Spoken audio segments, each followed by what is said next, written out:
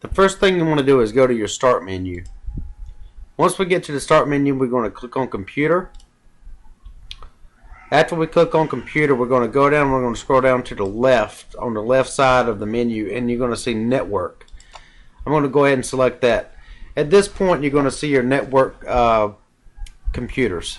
You're going to see right here, this is my son, Austin, and this is my PC, Jason.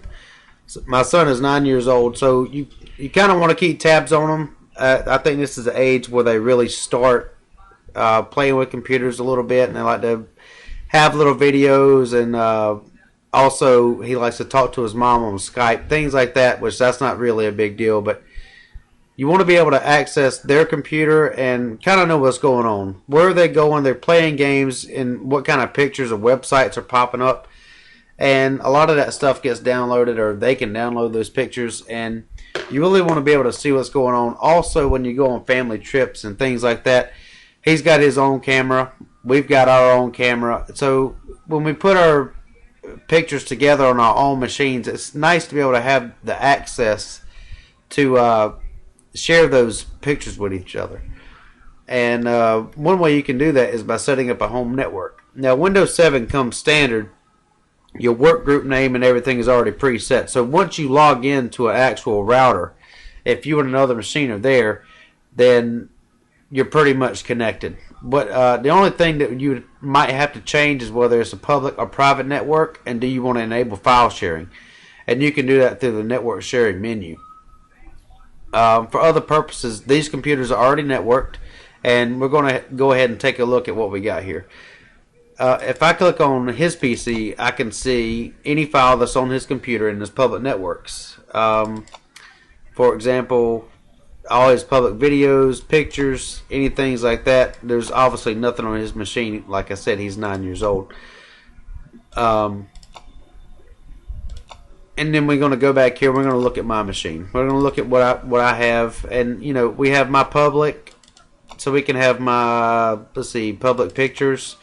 And you look at everything's in the sample folder, and also downloads. I haven't made nothing public at this point. Everything's in private folders, but I do have a shared folder here, in which I'll go in and I'll teach you how to share a folder, and I can double click that. And right now it's going to tell me I don't have permission and contact my administrator.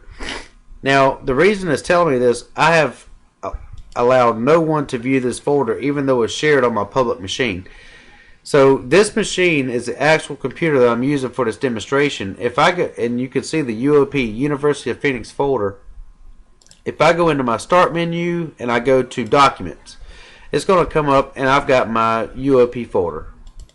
So I'm going to click on that, and obviously I can access it. I'm using my local machine. I'm not using the network or the sharing center in Windows 7. So now I can close that out, and what we're going to do is we're going to make this folder. I'm going to go back into this one. Let's see. We'll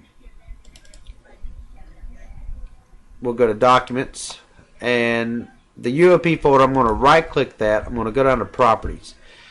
Now under Properties, you're going to see a Sharing tab.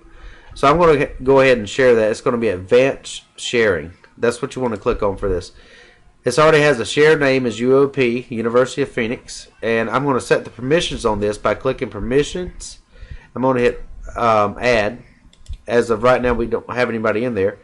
And I'm going to look at the Advanced tab, and I'm going to Find Now. And when I go to a Find Now, I can put anybody on this machine as far as administrators, so we'll go ahead and add them.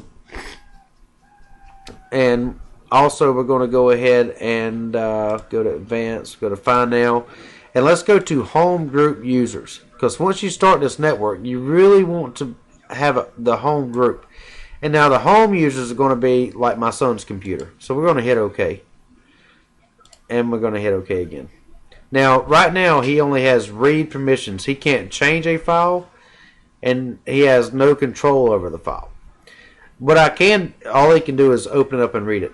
Now, if he goes, I can sit there and I can deny him, I can allow him to change it or anything else. You don't want to do that, especially with this folder. This is my school folder.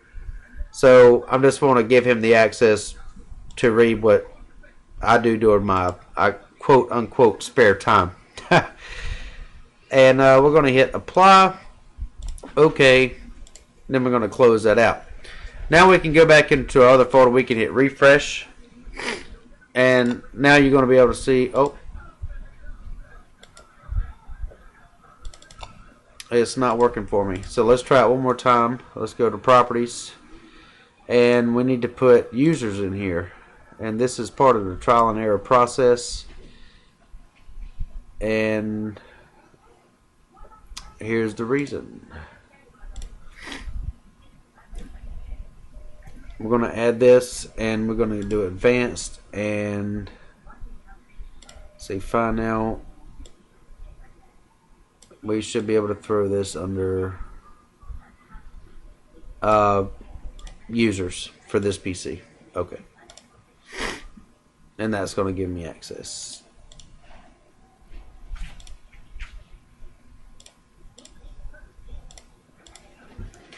Alright, let's close out of that. I'm going to hit refresh on that just to make sure. Let's go. And there we go. So now you can see everything that's in my University of Phoenix folder. This is the 2 classes I've taken so far, and just normal documents that I've posted. So we can close out of that. So what we're going to do now is reverse of that. And this is whenever you have files and you do want to share with your children or anything else, but you do not want them to see what you have. So let's go to our PC, not this network panel, but just our regular PC. We're going to click on computer, and we're going to find our folder in documents, and we're going to go to the UOP, which is University of Phoenix. We're going to go to properties.